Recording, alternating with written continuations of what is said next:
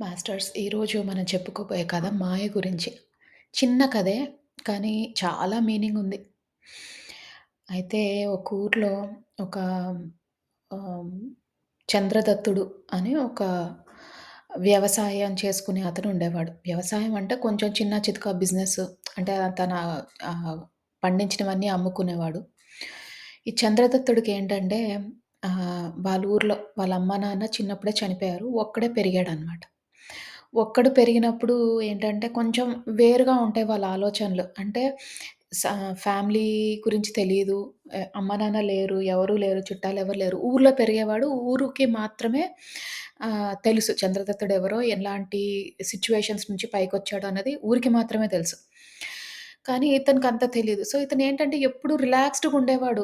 ఏముందిలే ఎవరి కోసం సంపాదించాలి. ఇప్పుడు తల్లి, తండ్రి ఉన్నారంటే బాధ్యతొస్తది. వాళ్ళు ముసలోళ్ళవుతున్నారు. నేను వాళ్ళకేదైనా చెయ్యాలి అని. లేకపోతే అన్నలు, తమ్ముళ్ళు అక్క చెల్లెళ్ళు ఎవరైనా ఉన్నారంటే, అమ్మో! వాళ్ళ కోసం నేను చెయ్యాలి అని ఒక మోటివేషనొస్తది. ఇతనికేంటంటే లైఫ్‌లో నడుస్తుంది గదా! నడిపిద్దాం అన్నట్టే అన్నమాట. అంటే ఏ ఆశ లేదు, ఏమీ లేదు. ఈ ఏదో నడిచిపోతుంది జీవితం. పొద్దున్న లేసాను, ఏదో పని జేసుకున్నాను. ఈరోజు పని చేసుకోకపోయినా పర్లేదు. నన్నడిగేవారు ఎవరున్నారు? ఎవరు లేరు అన్నట్టుగానే ఉండేవాడనమాట. ఎప్పటికప్పుడు ఆ రోజుకి అయ్యిందా లేదా అంతే.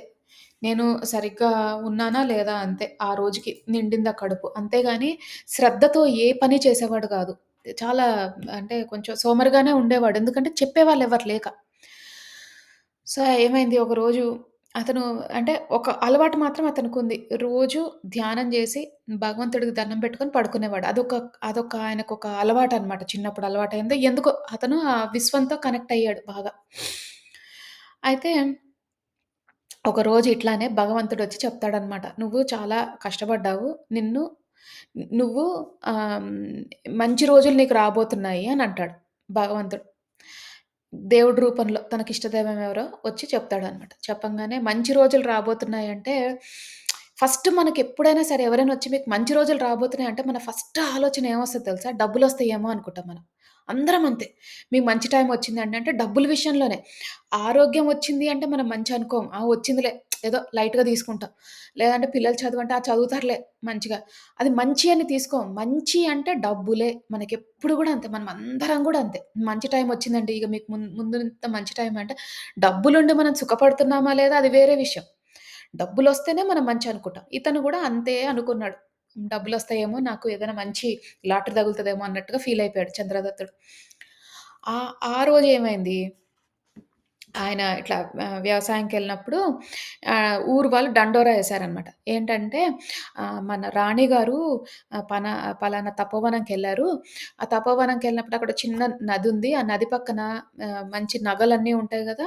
ఆ రాణి ఏం చేసిందంటే నగలన్నీ తీసి పక్కన పెట్టి స్నానంకెళ్ళిందనమాట. ఆ నదిలో స్నానం చేద్దామని. బావుంది చూడ్డానికి అని. చాలా బ్యూటిఫుల్ ప్లేస్ అంట తపోవనం అని. చాలా ఆహ్, ఆహ్, పువ్వులు అన్నీ ఉంటాయి. చాలా మంచి ప్లెజెంట్ ప్లేస్ అనమాట. అక్కడికి ఎవరైనా వెళ్తే చాలా ఆహ్, ఆహ్, బాడీ హీల్ అవుతుందనమాట. అంటే ఏంటి, మన శరీరంలో కావాల్సిన ఎనర్జీ అంతా వస్తుందన్నమాట. తెలియని ఆనందం. అక్కడికెక్కువ ఎవరు ఎళ్ళేవారు కాదు. అది ఓన్లీ రాజులకి వాళ్ళ విశ్రాంతి టైం అనమాట. వాళ్ళ రిక్రియేషన్ టైమ్. వాళ్ళు పిక్నిక్ లాగా వెళ్ళినప్పుడు అక్కడికెళ్ళేవారు తపోవనాలు. అక్కడెక్కడికో వెళ్ళి అక్కడికెళ్ళింది. అక్కడ స్నానం చేసినప్పుడు నగలు బయట పెట్టింది. ఆ తపోవనంకి ఎక్కడి నుంచొచ్చిందో తెలీదు గానీ ఒక కాకొచ్చింది. ఒక కాకొచ్చి ఆవిడది ఒకటి ఇంపార్టెంట్ ఒక గొలుసు ఆహ్, ఆహ్, డైమండ్ గొలుసొకటి తీసుకుపోయింది. అది దొరికిచ్చిన వారు వాళ్ళకి మంచి గిఫ్టొస్తది. అంటే మంచి ఇదిస్తాడు. ఎవరు రాజు మంచి గిఫ్ట్ ఇస్తాడు, బహుమానం ఇస్తాడు అని చెప్తాడనమాట. చెప్పంగానే ఇతనికసలే కలొచ్చింది గదా! కల్లో మంచి టైం అనొచ్చింది. ఇంకేంటి ఇదే అవకాశం అనుకుంటాడు. ఇదే నాకొచ్చింది. అనుకోకుండా నిన్న కల రావడం ఏంటి, ఇవాళ దండోరా పడ్డం ఏంటి, రాణిగారి ఫేవరెట్ నెక్లెస్ అంట పోయిందంట అనేసి అంటాడు. అని ఏం జేస్తాడు రాజు దగ్గరికెళ్ళి నాకు కొంచెం పర్మిషన్ గావాలి. ఆ తపోవనంలోకెళ్ళడానికి ఒక పర్మిషన్ గావాలి అంటాడు. రాజంటాడు, నీకేం క్రెడిబిలిటీ ఉంది? అంటే నువ్వు ఏం చేసావు? నువ్వేమైనా ఇది చేస్తావా? లేకపోతే నీకు ఏమైనా శక్తుందా? నువ్వు కనుక్కోగలిగే శక్తుందా? నువ్వేం సైన్యాధికారివి గాదు. నువ్వేమి సైన్యంలో లేవు. ఎక్కడా లేవు. నీకెందుకివ్వాలి తపోవనం? నువ్వు అక్కడికెళ్ళి ఏదైనా పాడు చేస్తే అని అంటాడన్నమాట రాజుగారు. అన్నప్పుడు లేదు లేదు నేను పాడు చేయను. ఆహ్, న నేను నాకు నాకు కొంచెం దివ్య శక్తులున్నాయి. నేను ఆ నగ ఎక్కడుందో కనుక్కుంటాను అంటాడు. ఈ రాజుగారికేంటంటే వాళ్ళ పెళ్ళాంకది ఫేవరెట్ నగ. ఆమేమో వేరే నగ కొనిస్తా అంటే గూడా ఊరుకోవట్లేదు. నాకిద్దే గావాలని కూర్చుంది. ఇగ ఆయనేం జేస్తాడంటే, సరేలే బాబు మా ఆవిడకి ఎట్లైనా కావాలి గదా! అనేసి యాక్సెస్ ఇస్తాడు దానికి. అంటే ఎళ్ళగలడు. ఇతనొక్కడే తపోవనంకెళ్ళగలడు. ఇతను బయలుదేరతాడు. బయలుదేరి ఆ తపోవనంలో చూడాలి గదా! మరి ఆ కాకెక్కడి నుంచొచ్చింది? ఎక్కడికెళ్ళింది? మళ్ళీ అది ఆ నగెక్కడుందో ఎందుకంటే ఈయన కాన్ఫిడెంట్‌గా ఉన్నాడసలు. నమ్మకంతో ఉన్నాడు. నాకెట్లైనా వస్తది. ఎందుకంటే భగవంతుడొచ్చే చెప్పాడు నాకు స్వయంగా. వచ్చిన మర్నాడే ఇదయింది. సో, గ్యారంటీగా వస్తది నాకు. ఈ ప్రైజ్ నాకే గెలవాలి. నేను గెలవాలి. నా లైఫ్ అంతా సెట్ అయిపోతది అని అనుకున్నాడు. అనుకోంగానే ఎళ్తాడు. తపోవనంలో అడుగుపెట్టిన తర్వాత ఎక్కడ లేని ఆనందం వచ్చేసింది అతనికి. ఇన్ని రోజులు ఒక్కడే ఉన్నాడు గదా! ఆ తృప్తి లేదు ఎప్పుడు లైఫ్‌లో. ఏదో నడుస్తుంది నడిపిద్దాం, నడుస్తుంది నడిపిద్దాం అన్నట్టే గాని, తనకంటూ ఏమీ ఆహ్, ఎనర్జీ లేదు, మోటివేషన్ లేదు, ఏమి లేదు. తపోవనంకెళ్ళంగానే ఎందుకో మొత్తం మారిపోయింది. అతని థింకింగ్ మారిపోయింది. అంతా మారిపోయింది. ఏం చేశాడు, ఆ నది ఎక్కడైతే అదే రాణి గారు స్నానం చేశారో నగలు పెట్టి అక్కడంతా చూసాడు. ఆ ప్రదేశం అంతా చూసాడు. చూసినప్పుడు ఇక్కడెక్కడ దగ్గర ఈ చెట్లన్నీ గూడా చాలా అందంగా ఉన్నాయి. చెట్లు పువ్వులున్నాయి మొత్తము. పక్షులున్నాయి.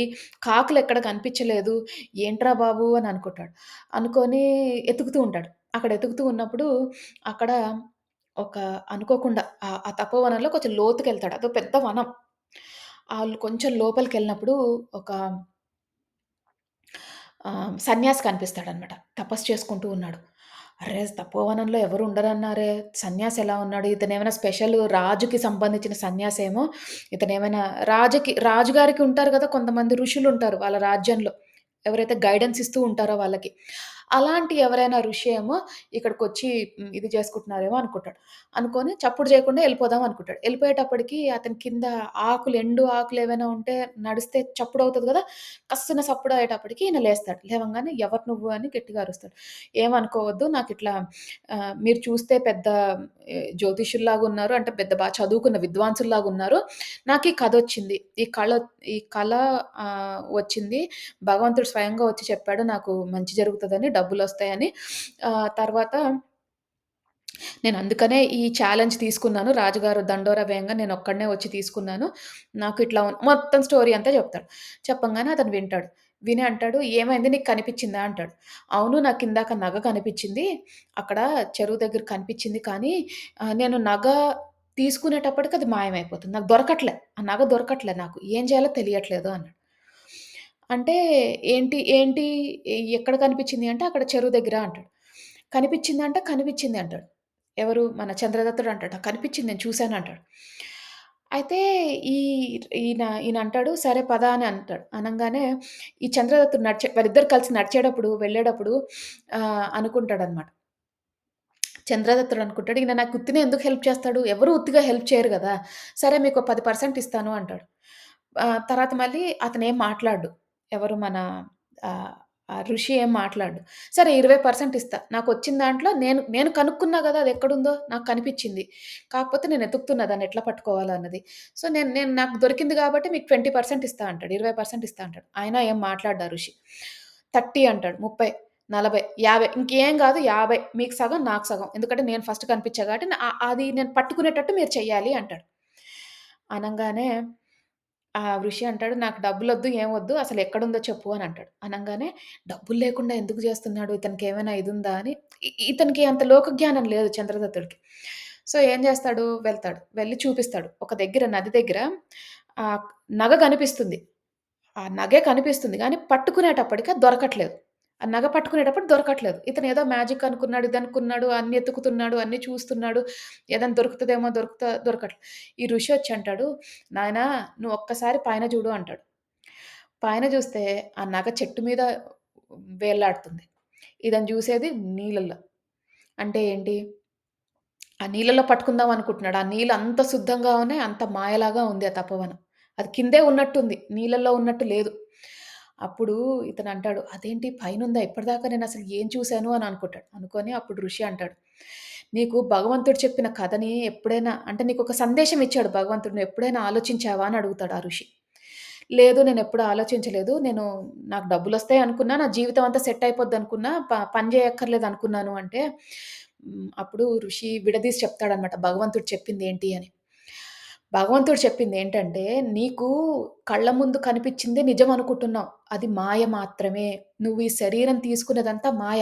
నీకు కావాల్సిన సంతృప్తి ఎక్కడో ఉంది. నీకు తెలియట్లే. ఇదంతా ఏంటి? నీకిప్పుడు డబ్బులొస్తే నువ్వు సుఖంగా ఉంటావనుకుంటున్నావు. కానీ నీకు డబ్బులొస్తే నీ దుఃఖం పోతుందంతే.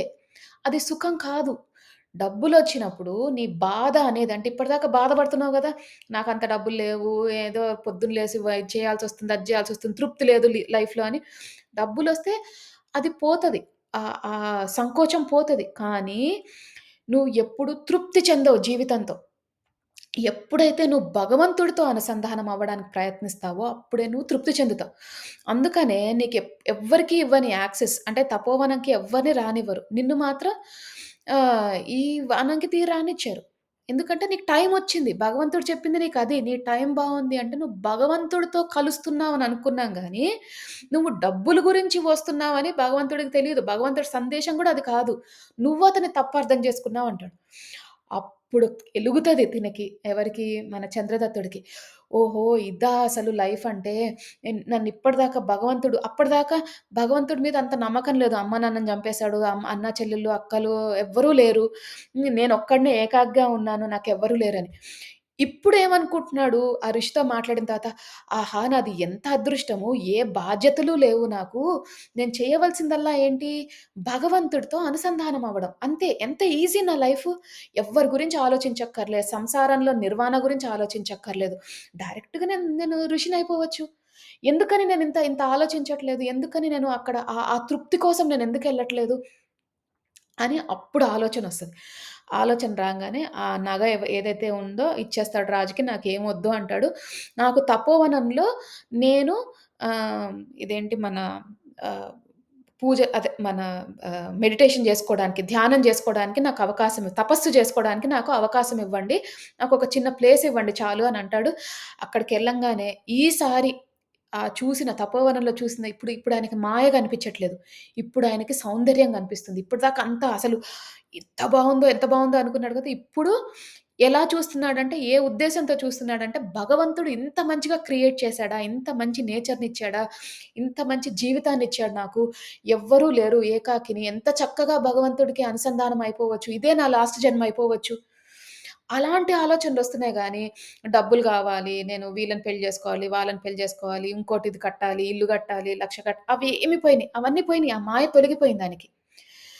సో, ఈ కథ విన్నప్పుడు నేను ఈ కథ విన్నప్పుడు నాకు అర్థమైందేంటంటే, మనం అందరం గూడా ఈ సంసారం అనే దాంట్లో ఇరుక్కుపోయి ఉన్నాం. అంటే ఇప్పటికిప్పుడు నేను పెట్టబట్టుకొని నేనెళ్ళిపోతాను. నేను హిమాలయాల్లోకెళ్ళిపోతాను. నేను మా పిల్లల్ని పట్టించుకోను, భర్తను పట్టించుకోను అంటే అది తప్పు. ఎందుకంటే ధర్మంగా మనం నేర్చుకోవడానికొచ్చాం. శిక్షణ నేర్చుకోవడానికొచ్చాం. ఏదో తప్పు చేశాం ఏదో జన్మలో. ఇప్పుడు శిక్షణ నేర్చుకుంటున్నాం. ఈ జన్మలో మనకు వీళ్ళందరూ మనతో పాటు సహకరిస్తున్నారు. మన పిల్లలు గాని, భర్త గాని, భార్య గాని, అత్తమామలు గాని, ఆడపడుచులు గాని, ఎవరెవరైతే మన లైఫ్‌లో ఉన్నారో ఫస్ట్ సర్కిల్ ఎవరైతే ఉన్నారో అందరూ మనకి హెల్ప్ చేస్తున్నారు. ఆ లెసన్స్ నేర్చుకోకుండా మనం వెళ్ళిపోతా అనడం తప్పు. ఎవ్వరూ లేరంటే అది వేరు. ఎవ్వరూ లేరు మనకి. మనం చేసుకునేది ఏదో కొంచెం జస్ట్ మనం మన లైఫ్ మన ఇష్టము అన్నప్పుడు అది వేరు. కానీ మనం అందరితో పాటు వచ్చాం. సో, అది ఎళ్ళిపోవడం తప్పు. కానీ ఈ అందరిలో ఉన్నప్పుడు కూడా మనకింత జ్ఞానాన్ని భగవంతుడిస్తున్నాడు. అది మనం గుర్తుంచుకోవాలి. ప్రతిరోజు తెలియకుండానే ఏదో ఒక క్లాస్ వింటున్నాము, సత్సంగం వింటున్నాము, లేదంటే ధ్యానం చేసుకుంటున్నాము, భగవంతుడికి చేరువవుతున్నాం. అంటే ఈ జన్మలో ఇలా వచ్చాము. ఇంకో జన్మలో ఇంకెట్లా వస్తామో, సాధువులాగా పుడతామేమో, ఋషిలాగా పుడతామేమో, లేకపోతే ఇంక ఏవి లేకుండా ఏకాకిగా పుడతామేమో. మనం చేయవలసిందల్లా ఈ మాయని తొలగించుకోవడమే. దేనివల్లైనా మీరు బాధపడుతుంటే ఇదంతా మాయ అని మాత్రం గుర్తుంచుకోండి. ఎందుకంటే ఈ మాయ తొలగిపోవాలంటే మనం వేయాల్సిన నెక్స్ట్ స్టెప్ భగవంతుడిని అనుసంధానం అవ్వడం. అవినప్పుడు ఆయనే తీసేస్తాడు ఈ మాయని. ఆయన మనకి కంపల్సరీగా మనకి కనిపించి చెప్తాడు ఇదంతా మాయ. దేన్ని నువ్వు టచ్ చేయకు. దేనితోటి కూడా నువ్వు ఇన్వాల్వ్ అవ్వకు ఎక్కువ. నీ పనేంతో చేసుకుంటూ పో. ఆ మాయ తొలగిపోతది ఆటోమేటిక్‌గా. ఆశలు పెట్టుకోవద్దు ఎక్కువ. అంటే లైఫ్‌లో ముందుకెళ్ళు.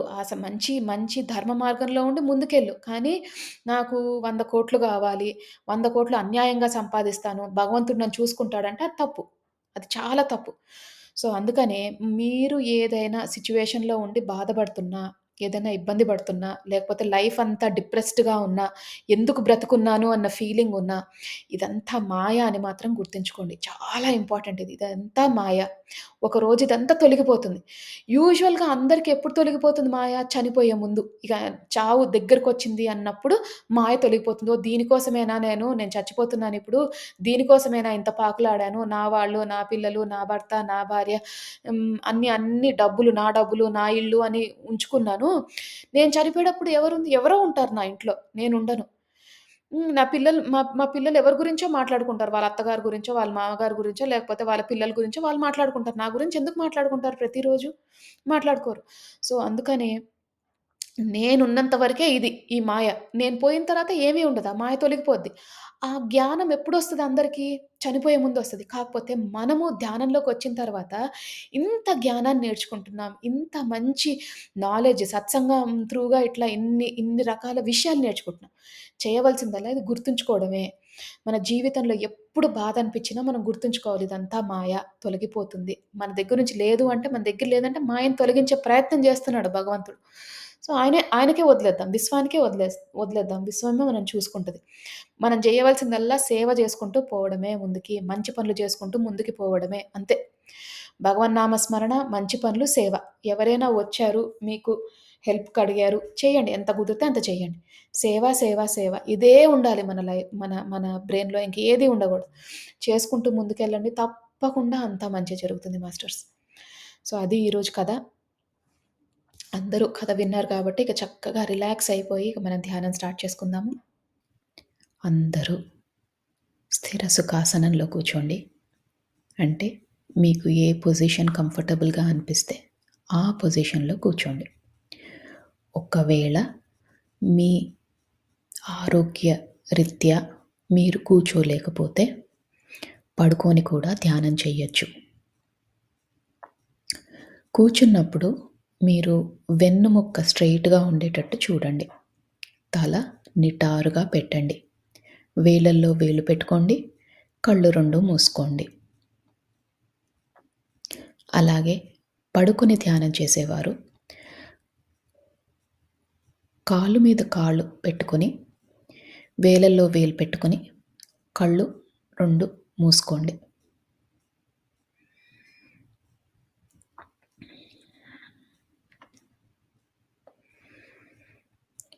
ఇప్పుడు మనము నిండు శ్వాసని తీసుకుందాం.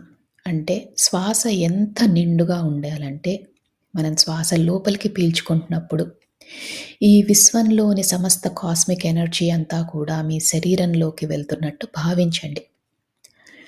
ఈ విశ్వంలో ఎంతో మంచి పాజిటివ్ ఎనర్జీ ఉంది. అదంతా కూడా మనం స్వీకరిస్తున్నాం. మన శరీరాన్ని, మన మనసుని ఓపెన్ చేసి పెట్టుకున్నాం. ప్రతి ఒక్క కాస్మిక్ ఎనర్జీ గానీ, పాజిటివ్ ఎనర్జీ గానీ రిసీవ్ చేసుకునే స్థితిలోకి వెళ్ళబోతున్నాం.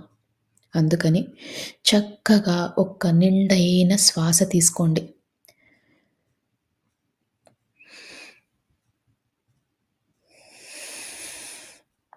ఆ శ్వాసని వదిలేసేటప్పుడు మనలోని సరికాని ఆలోచనలు, చికాకులు, టెన్షన్‌లు ఏవైనా ఉంటే అవన్నీ తొలగించుకునే ప్రయత్నం చేయండి.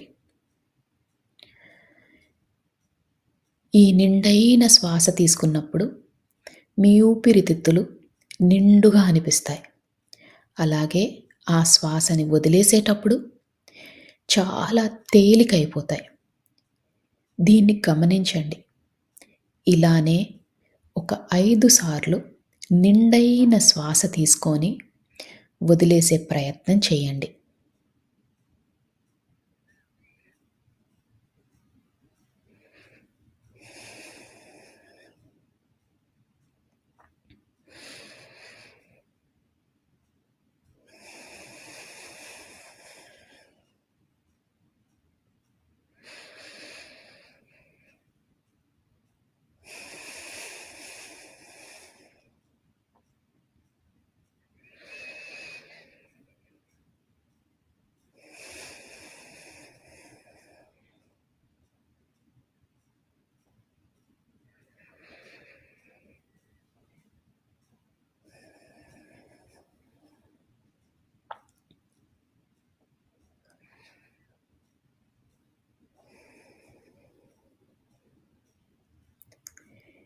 ఇప్పుడు మీ మనసు, శరీరం చాలా తేలికైనట్టు మీకు భావన కలుగుతుంది.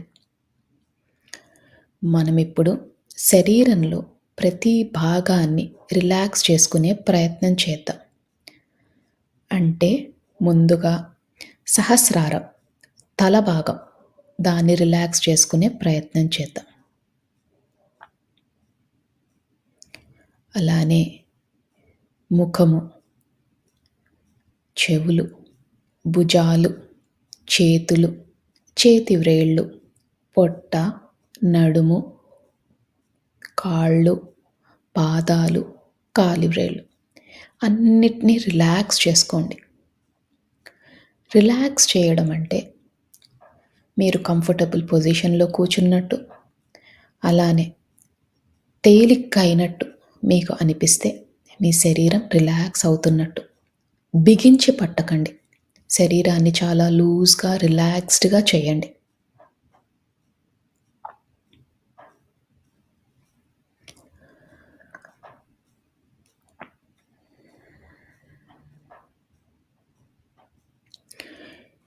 ఇప్పుడు మీ శరీరం అంతా రిలాక్స్ అయింది. మీ మనసు కూడా చాలా తేలిక అయింది. ఇక అతి ముఖ్యమైన విషయం, మీరు ఎలాంటి సమస్యతో బాధపడుతున్నా, ఎలాంటి స్థితిలో ఉన్నా, ఇదంతా తాత్కాలికమని మాత్రమే గుర్తించండి. ఎందుకంటే ఏ సమస్యకైనా ఒక సమాధానం ఉంటుంది. దాని దొరికే ప్రయత్నమే, దాన్ని కనుక్కునే ప్రయత్నమే ఈరోజు మనం చేసే ఈ ధ్యానం. అందుకని శరీరం అంతా రిలాక్స్ చేస్తున్నాం. మనసుని రిలాక్స్ చేస్తున్నాం. ఎలాంటి పరిస్థితులైనా కూడా ఒక అరగంట పాటు మనం అది పక్కన పెడుతున్నాం. అంటే దాన్ని మర్చిపోయే ప్రయత్నం చేస్తున్నాం. మరి ఇది మర్చిపోవాలంటే మనకి ఆ భగవంతుని శక్తి కావాలి. మీ ఇష్టదైవమైన ఎవరైనా మీ ఇష్టదైవం ఉంటే ఆ ఇష్టదైవాన్ని మనస్ఫూర్తిగా నమస్కరించుకోండి.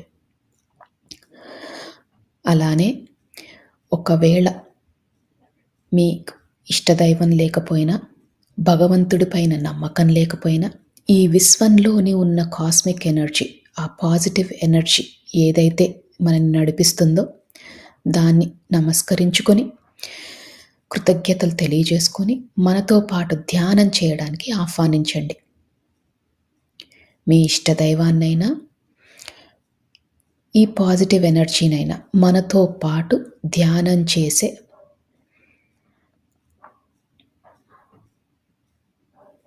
అవకాశాన్ని మనకి ఇవ్వమని మనస్ఫూర్తిగా ఆర్తితో చెప్పుకోండి.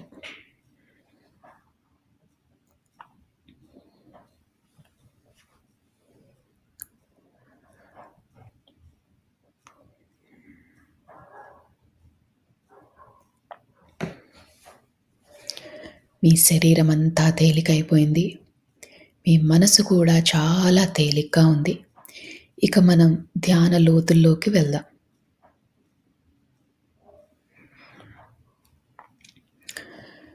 మీకు కనుబొమ్మల మధ్యన బొట్టు పెట్టుకునే దగ్గర రకరకాల రంగులు కనిపిస్తాయి. కొన్నిసార్లు విజన్స్ కానీ, కాంతులు కానీ కనిపిస్తాయి. దాన్ని థర్డ్ ఐ లొకేషన్ అంటారు. ఈ ధ్యానం మొత్తంలో కూడా ఆ లొకేషన్‌లో అంటే మీ కనుబొమ్మల మధ్యన దృష్టి పెట్టేలాగా, దాని మీద ఫోకస్ పెట్టేలాగా చూసుకోండి.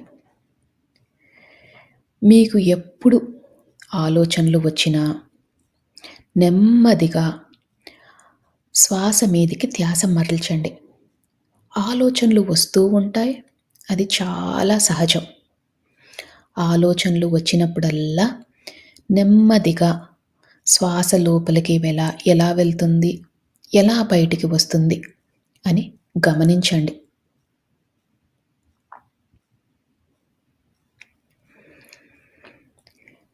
ఆలోచనలతో పోట్లాడొద్దు.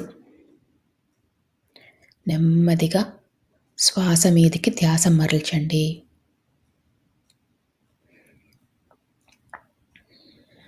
ఈ ప్రక్రియలో, ఈ ధ్యాన ప్రక్రియలో చాలా సార్లు ఆలోచనలు వచ్చే అవకాశం ఉంది. మనం ధ్యానం లోతులోకి వెళ్ళినప్పుడు ఏ ఆలోచనలు రావు. అందుకనే ఆలోచనలు వచ్చినప్పుడల్లా శ్వాస మీదికి ధ్యాస మరల్చండి.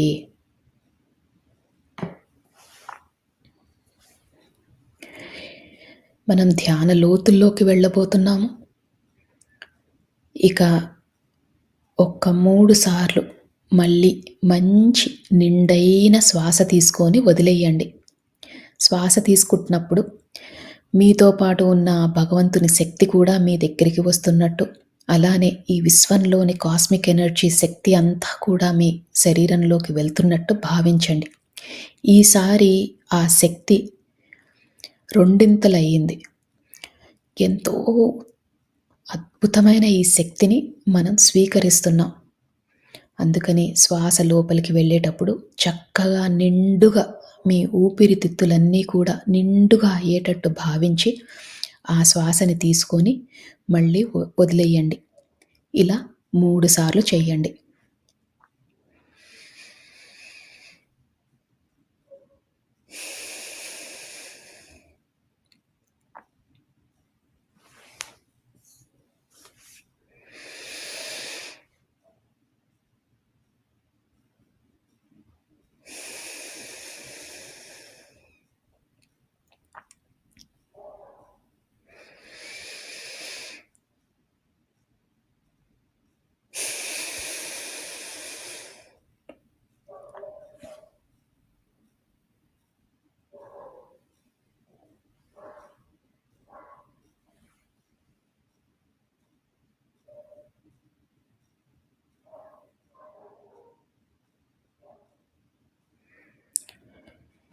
ఇప్పుడు మీ శరీరము, మీ మనసు చాలా తేలికైపోయాయి.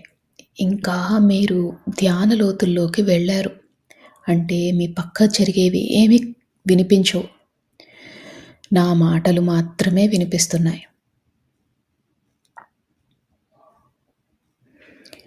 ఆ కనుబొమ్మల మధ్యన ఉన్న ఆ ప్రదేశాన్ని, అంటే థర్డ్ ఐ లొకేషన్‌ని బాగా ఫోకస్‌లో పెట్టండి.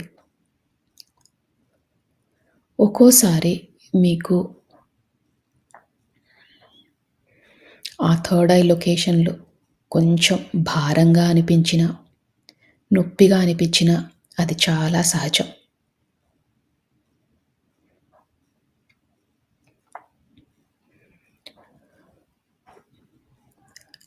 మన ఇష్టదైవంతో పాటు, ఈ విశ్వంతో పాటు మనము ఇంకా ధ్యాన లోతుల్లోకి వెళ్తున్నాం.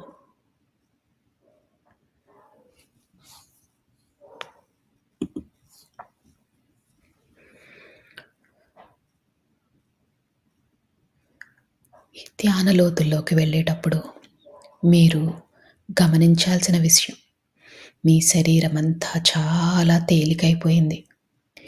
మీకు ఎలాంటి ఇబ్బందులు లేవు. మీరు చాలా ధ్యాన స్థితికి వెళ్ళబోతున్నారు. ఈ విశ్వం మనకు సహకరిస్తుంది. మనము అద్భుతమైన స్థితికి వెళ్ళబోతున్నాం. మనకున్న పరిస్థితులు తాత్కాలికం మాత్రమే.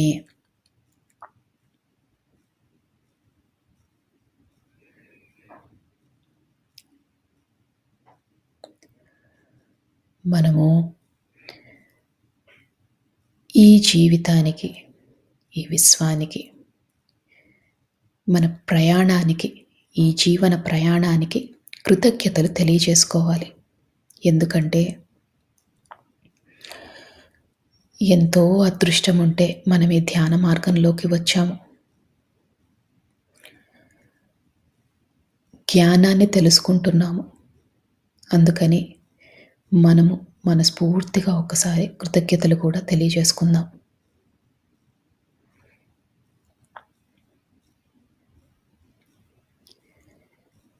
ఈ కృతజ్ఞతలు తెలియజేసినప్పుడు మీ శరీరం ఇంకా తేలికవుతుంది. ఎందుకంటే మీలోని సరికాని ఆలోచనలన్నీ తొలగిపోయాయి. మీరు ఎంతో రుణపడి ఉన్నారు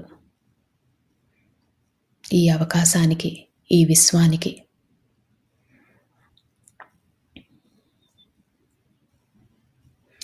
మనసుని బాగా తేలిక చేసుకోండి. అదే స్థితిలో ఉండండి.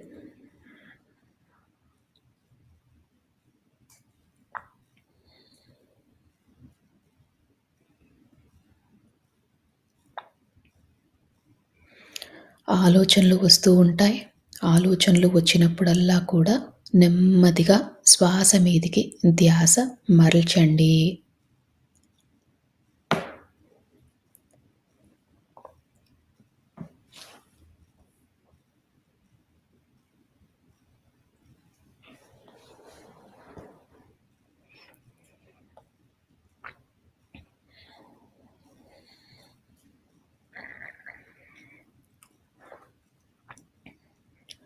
మనము మానవ జన్మ ఎత్తిందే కర్మలు తీర్చుకోవడాని కోసం. అంటే ఎన్నో జన్మలుగా కర్మలు చేస్తున్నాం. దాన్ని తొలగించుకునే ప్రయత్నం చేస్తున్నాం. ఈ కర్మలు తొలగిపోవాలంటే మనలో పరివర్తన చాలా ముఖ్యం. అలానే పశ్చాత్తాపం, ప్రాయశ్చిత్తం కూడా చేసుకోవాలి. అంటే మనం చేసిన తప్పులని గతంలో గానీ, గత జన్మలలో గానీ చేసిన తప్పులని క్షమించమని మనస్ఫూర్తిగా కోరండి.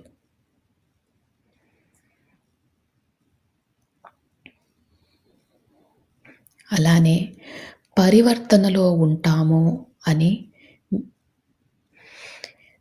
సహాయం కావాల్సిన వాళ్ళకి సహాయం చేస్తామని మనస్ఫూర్తిగా సంకల్పం చేసుకోండి.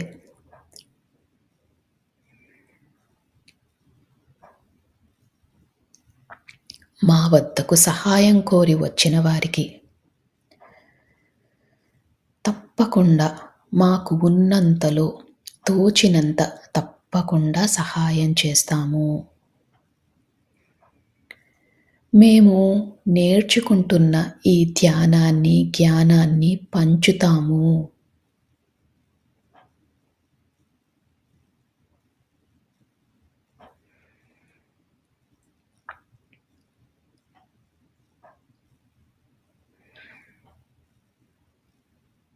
ప్రతి జీవాత్మకు కూడా మా వల్లే సుఖంగా బ్రతికే హక్కు ఉందని తెలుసుకున్నాము.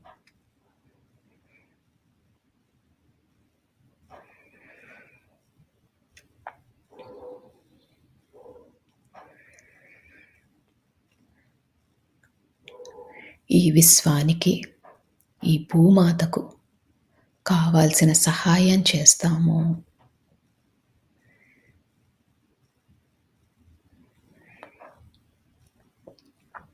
ఈ సంకల్పాలు మనం చెప్పుకున్నప్పుడు మీ శరీరం ఇంకా తేలికవుతుంది.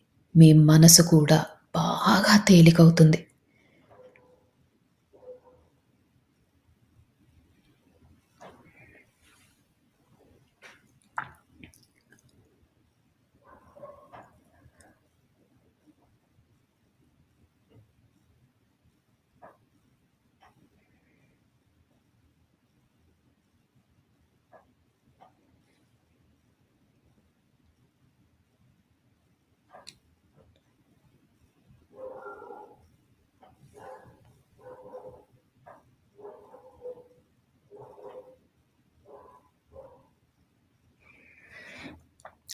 ఈ సంకల్పం చెప్పుకున్నప్పుడు మీ శరీరం చాలా తేలికైంది. ఇంకా లోతులోకి వెళ్ళే ప్రయత్నం చేయండి. మీ పక్కన ఏది జరుగుతున్నా మీకు పట్టించుకోవద్దు. నా మాటలు మాత్రమే మీకు వినిపిస్తున్నాయి. ఈ ధ్యాన లోతుల్లోకి మీరు వెళ్ళిపోయారు. ధ్యానంలో ఆ మహాదేవుడిని, ఆ పరమశివుడిని, ఆ జగన్మాతను, మీ ఇష్టదైవాన్ని, అలానే మీకు ఈ విశ్వం నుంచి కావాల్సిన సహకారం దొరకాలని మనస్ఫూర్తిగా కోరండి. ఇప్పుడు విశ్వంలోని సమస్త కాస్మిక్ ఎనర్జీ అంతా కూడా కాంతుల రూపంలో మన శరీరంలోకి వెళ్తున్నట్టు భావించండి. అద్భుతమైన కాంతులు, ఎటు చూసినా కాంతులే. ఈ కాంతులే మనకు సర్వం, ఈ కాంతులే మనకు దైవం, ఈ కాంతులే మనకు ఆరోగ్యం.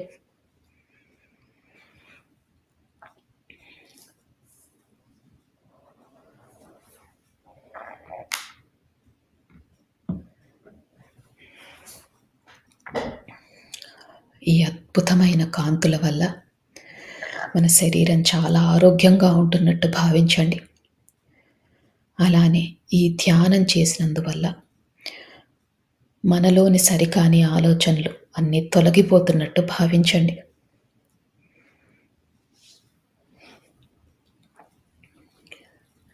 ఈ రోజు నుంచి మన కుటుంబ కలహాలన్నీ తొలగిపోతాయి. మన ఆర్థిక స్థితి మెరుగుపడుతుంది. మనం పడుతున్న మానసిక వ్యధ తొలగిపోతుంది. మన ఆరోగ్యం మెరుగుపడుతుంది. అద్భుతమైన కాంతులు. ఎటు చూసినా కాంతులే.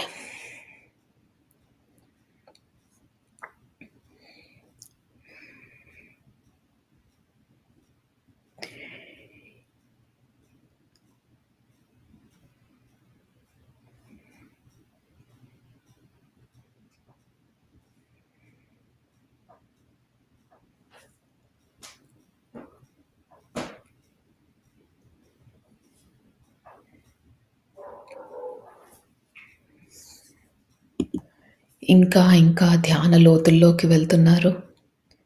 అద్భుతమైన స్థితి. శరీరము, మనసు అన్నీ తేలికైపోయాయి.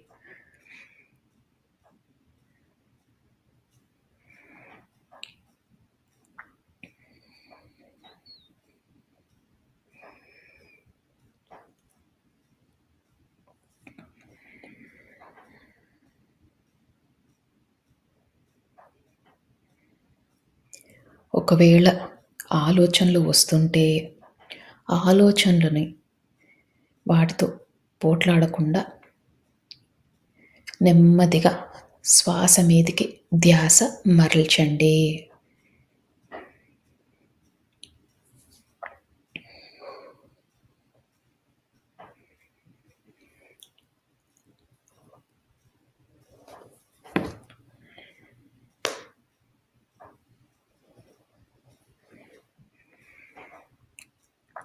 ఇంకా ఇంకా ధ్యాన లోతుల్లోకి వెళ్తున్నారు.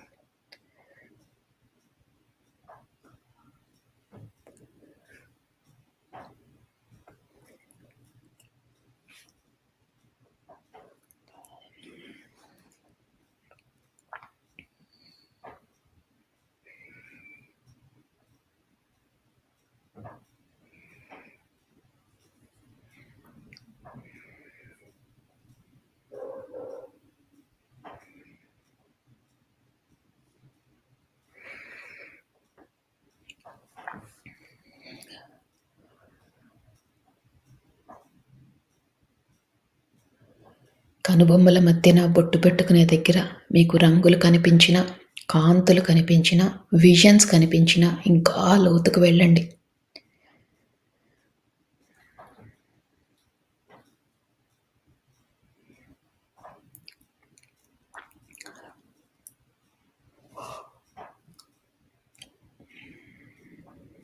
అద్భుతమైన ధ్యాన స్థితిలో ఉన్నారు.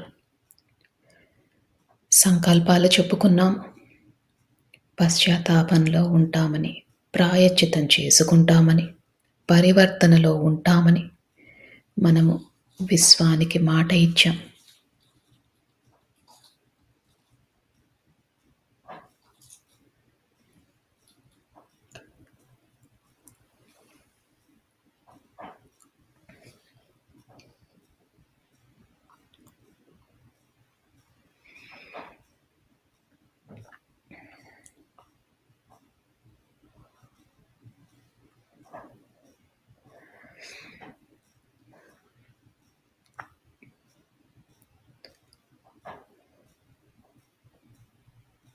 మీ శరీరాన్ని గమనించండి. చాలా తేలిగ్గా ఉంది. ఇదే స్థితిని కొనసాగిస్తూ ఇంకా ధ్యాన లోతుల్లోకి వెళ్ళండి.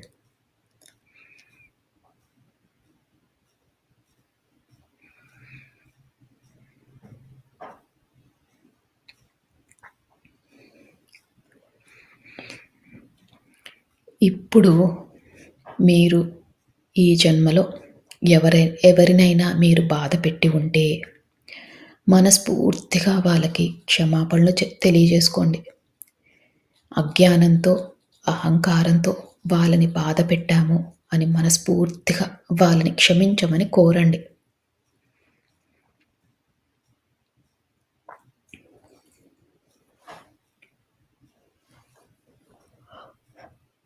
అలానే ఎవరైనా మిమ్మల్ని బాధపెట్టి ఉంటే ఈ ఈ గతంలో వారిని మనస్ఫూర్తిగా మీరు క్షమించండి.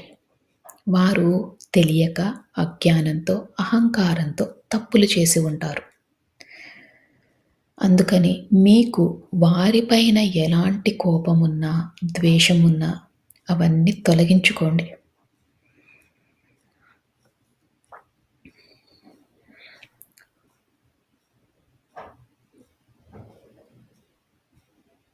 ఇలా చేసినప్పుడు మన మనసు శూన్యమవుతుంది. మనసు శూన్యమైనప్పుడే ఈ విశ్వంతో అనుసంధానం అవ్వగలం. మీ ఇష్ట దైవంతో అనుసంధానం అవ్వగలం.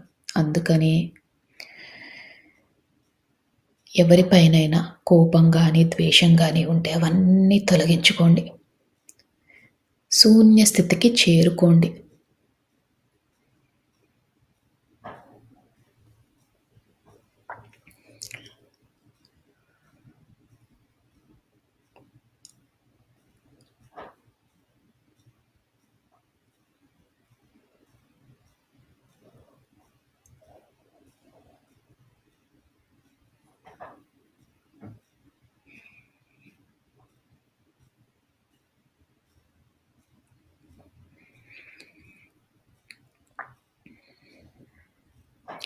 ఎప్పుడైతే మనం క్షమాపణ కోరామో, మనని బాధపెట్టిన వారిని క్షమించామో, మన మనసు శూన్య స్థితికి చేరుకుంది. మీరు ఇంకా ధ్యాన లోతుల్లోకి వెళ్తున్నారు. ఆ విశ్వంతో అనుసంధానమవుతున్నారు.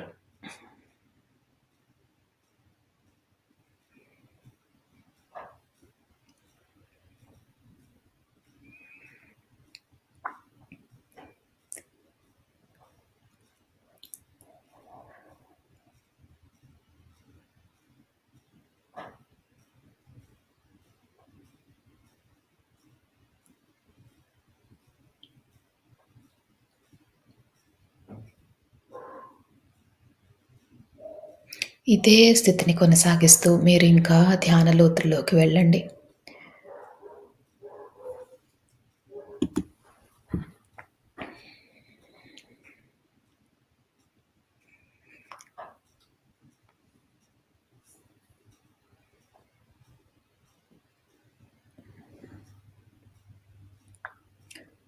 అద్భుతమైన ధ్యాన స్థితిలో ఉన్నారు. ఇదే స్థితిని కొనసాగిస్తూ మీరు ఇదే స్థితిలో ఉండొచ్చు. ఒకవేళ ఈ స్థితి నుంచి బయటికి రావాలనుకుంటే